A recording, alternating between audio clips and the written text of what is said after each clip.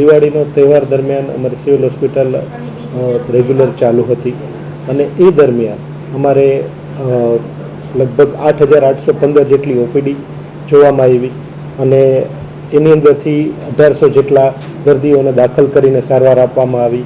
ત્યારબાદ 190 જેટલી major surgery કરવામાં આવેલી હતી અને દિવાળીની દરમિયાન આ વખતે થોડા ઓછા જોવા મળ્યા, પણ 90 જેવા આપણને દર્દીઓ સારવાર માટે આવ્યા હતા, જેમાંથી માત્ર 3 જ દર્દી દાખલ કરવા જેવા હતા.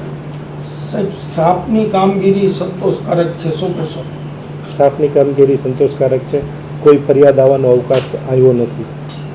ખાસ કરીને ઓપરેશનની વાત કરી તો એવા ક્યાં મેજર ઓપરેશન હતા કે એમાં તાત્કાલિક કરવા પડ્યા હતા? આશરે મોટાભાગના જે છે એક્સિડન્ટને લગતા હોય, એટલે જે હાડકું ભાંગી જવું, પછી મગજમાં હેમરેજ થયું હોય, એવા બધા ઓપરેશન તાત્કાલિક કરવા પડ્યા હતા.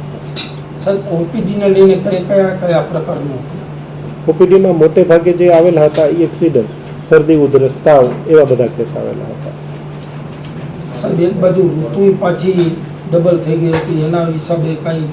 આ ઋતુને કારણે જે શરદી, ઉધરસ, તાવના જે કેસીસ હતા ને એને કારણે જ હતા.